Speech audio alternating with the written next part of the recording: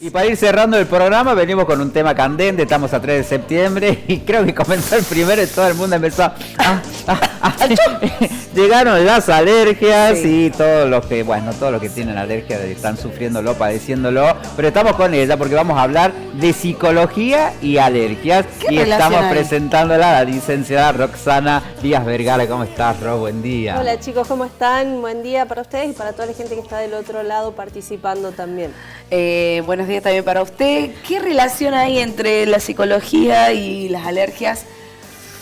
Bueno, primero que la psicóloga tiene alergias, así que la estamos sobrellevando en esta temporada alta. Habla en para primera las alergias, persona por de ese supuesto. tema. Pero para entender las alergias podemos verlas de la psicología desde dos lugares, ¿no? Como una causa que no se termina de entender a nivel psíquico y se inscribe en el cuerpo, o como la consecuencia. Ya el organismo ha desarrollado la alergia y hay que aprender a vivir o convivir con esto cuando se trata de alergias crónicas. Son dos raíces distintas en donde está ligada la psicología con las alergias. Las alergias son esta reacción exacerbada o exagerada ante una sustancia que pone a funcionar de manera exagerada al sistema inmunológico. Entonces hay reacciones en la piel, en lo respiratorio, en reacciones ante, por ejemplo, hay personas que tienen alergia a las harinas, a algunos medicamentos, y entonces ¿cómo reacciona el sistema inmunológico? También a mí siempre me gusta hacer hincapié en que las personas somos mente, cuerpo y espíritu, ¿no? Entonces, en la medida que uno de estos tres registros está desfasado, vamos a empezar a notar sintomatología que tenemos que empezar a leer. También podemos entender que las alergias son un síntoma que tenemos que entender qué significa o cuál es el origen, ¿sí? Hay una memoria emotiva que se desprende o se despliega ante las alergias, ante el desenlace de las alergias, y entonces en terapia va a ser más fácil o más factible poder entender cuál es ese origen. También va a depender de qué tipo de alergia y en qué parte del cuerpo está reaccionando, en qué parte del organismo está reaccionando para poder entender el origen de la alergia. Bien, es un tema bastante complejo. Marco, ¿cómo lo mirás?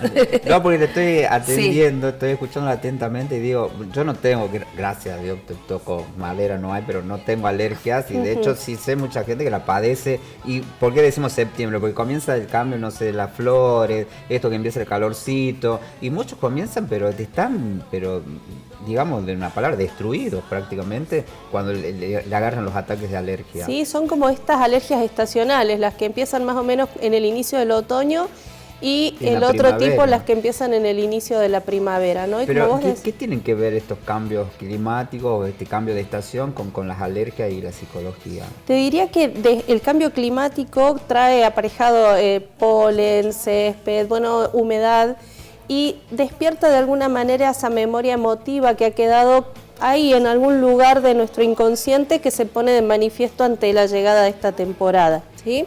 Como te decía, podemos entender desde dos maneras la relación entre la psicología y las alergias. Empezamos a trabajarlas para que la persona las pueda sobrellevar y no perder su vida social, por ejemplo en el caso de las alergias a sustancias alimenticias.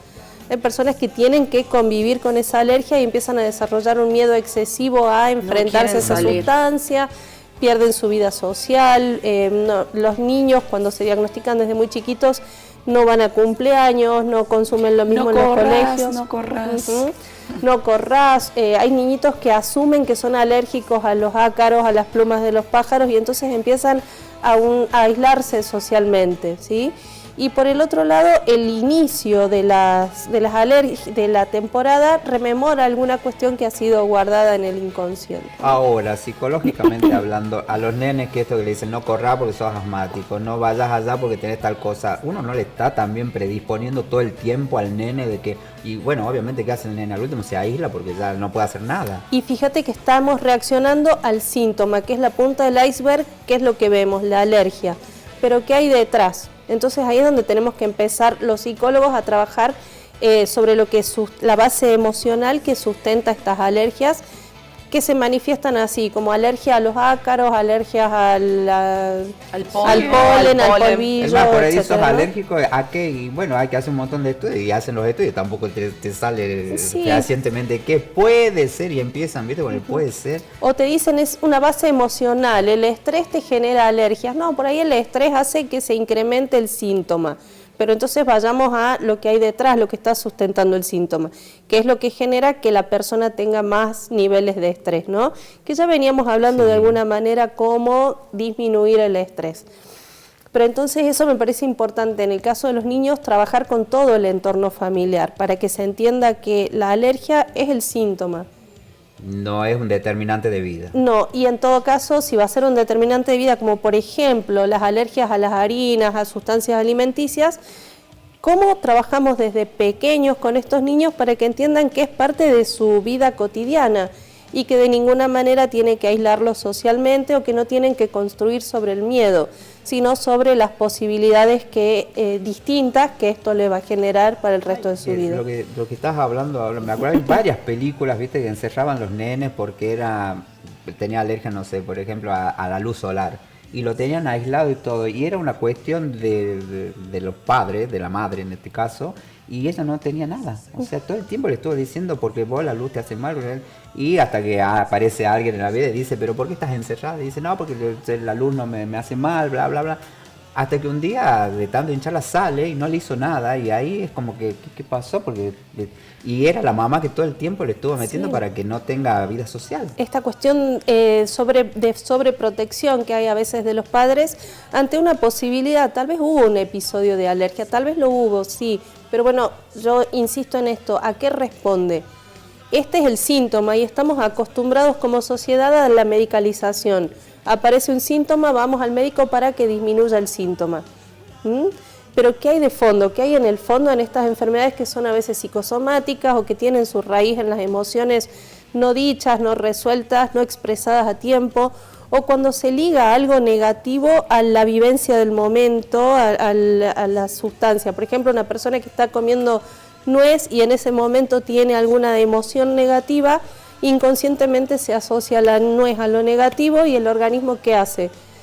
Ante el consumo de nuez comienza con síntomas para alertar. Y en ese momento tal vez alguien le dice, no comas, y tal vez ya se comió una bolsa y no le pasó nada, pero cuando le dijo a esa persona ya pasó algo, se enronchó y ahí sale también... Y otro ejemplito de eso, cuando viste que acá empezás a hacer altura, la puna, es tanto como a la gente que viene de otros lados le dicen de la puna que ya lo predisponen a que le agarre, capaz que no le decís nada y ni se enteran. El Paso de San Francisco está a 4.000 y pico de metros de altura, pero vos nunca lo sentís porque no subís una cuesta, vas como en el llano y vas subiendo de a poco. Entonces no te das cuenta. Ahora, cuando vos le dijiste la altura, el oxígeno viene para... Pero bueno, también creo que es una cuestión mental. Claro, y en estas personas que vos decís pasa con la expectativa que hay en relación a la situación que podría generar el estrés o la alergia, ¿no? No es lo mismo alguien que sube a la puna, que está más naturalizado a las alturas, que alguien que vive entre edificios y que la altura que conoce es un edificio de 10 pisos en Buenos Aires, por ejemplo, ¿no? Entonces es distinto cómo se va a acercar o cómo va a asimilar la cercanía a este factor estresógeno. Y hablar también en terapia, esto es lo que decías, de la memoria de un recuerdo de la infancia, trabajarlo, hablarlo también puede hacer de que esto disminuya esta alergia, de que la podamos controlar. Sí, sin duda siempre es importante la consulta con el médico, eso no lo vamos a descartar. Pero también están estos factores, entonces entender desde dónde viene, cuál fue el primer episodio de alergia, a qué respondía. Una persona asmática, por ejemplo, que se desencadena el asma en la adultez, no es lo mismo que una persona que tuvo asma desde pequeño y aprendió que el asma tenía que ver con una cuestión orgánica, ¿no? Probablemente el adulto tenga que ver con una reacción más bien emocional, una alergia emocional, ¿no? ¿Qué situación, qué vivencia te lleva a no haber dicho lo que tenías que decir en ese momento en que lo tenías que decir, a normalizar algunas situaciones que el organismo te está pidiendo a gritos o te está pidiendo con síntomas en realidad que lo puedas empezar a hablar? Y en terapia hacemos esa asociación. Somatizamos. Eso es una palabra, somatizamos, y que por ahí cuesta mucho. Sobre todo hay muchos médicos también que son más reticentes a darle lugar a las emociones, y está la medicalización. Pero bueno, también es interesante entender... Trabajando interdisciplinariamente los médicos con los psicólogos, digo, en estas cuestiones que por ahí físicamente están bien, porque hay gente que va por algún síntoma al médico y lo ven y te los analizan bien, está todo perfectamente, pero es como que es más bien de acá que lo físico. Y el paciente llega a consulta en esos casos diciéndote, fui al médico y me dijo que no tengo nada. Y está todo enronchado. Claro, ¿y cómo asociamos eso? A ver, te dice no tengo nada, pero el síntoma no se va. No hay nada clínico en ese caso, no responde a algo clínico. Orgánicamente el paciente está bien, pero hay algo que no está pudiendo desenmarañar de su propia historia emocional, no lo está pudiendo poner en palabras, no está pudiendo sacarlo, y eso es lo que está... El cuerpo está alerta. Y es lo que tenemos que empezar a hacer. Veníamos trabajando también en la radio, en el consultorio, en poder, como consejo, empezar a mirarnos con más amor, ¿no? Entonces empezar a escucharnos también con amor. Cuando nuestro cuerpo habla lo que nosotros no somos capaces de decir de modo oportuno, ¿no? Porque no es lo mismo discutir con alguien y algo te hizo mal y decirlo en el momento que guardarlo 2 años y decirlo... Claro, lo que me hizo mal fue... Ro, y vos que sos profesional, vos que trabajás y estás con alergia, ¿cómo lo trabajás? Yo, bueno... psicólogo. Difícil pregunta. Mi alergia, bueno, es una cuestión crónica también, y que tengo el médico que me va cambiando la medicación según las alergias de otoño y según las alergias de las que inician en primavera. Pero entiendo mi base, y en este momento de mi vida estoy más apostando a la reducción del cortisol, a la meditación como estrategia, a entender qué significa, en qué parte del cuerpo te está dando la alergia, cuál es la función que tiene.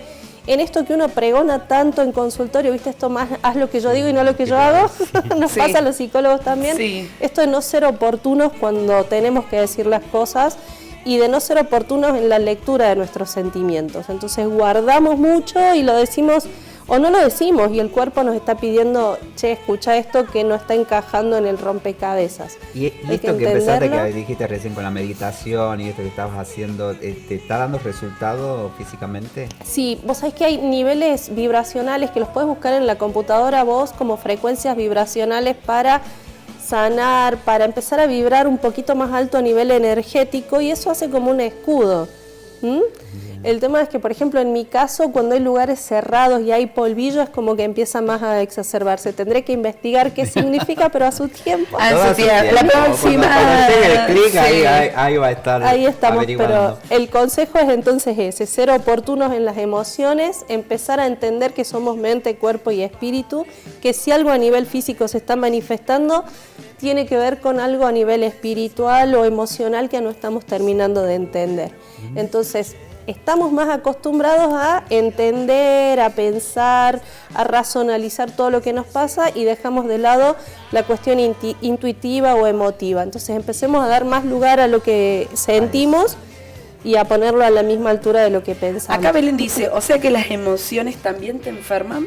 Las emociones no, las emociones negativas, las emociones no dichas en su momento. Los pensamientos no negativos. Claro, cuántas veces no hablamos, no exteriorizamos el enojo, la molestia, cuántas veces, en el caso de sostener relaciones a veces tóxicas que le llamamos, ¿no? Esto de sostener la mala energía, sostener el enojo, sostener el rencor mucho tiempo, eso va enfermando y se manifiesta a nivel físico, que es lo que exteriorizamos, ¿no? Bien, Ro, ¿a dónde te pueden hacer consultas en cuanto a tu agenda, o tal vez vos podés también recomendar a algún colega? Sí, Vicario Segura 511, ahí está mi consultorio.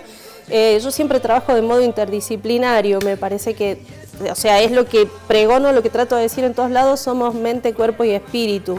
Si a la persona le hace bien la religión, si le hace bien meditar, si no lo está haciendo, bueno, entonces, ¿qué te aleja de lo que te hace bien?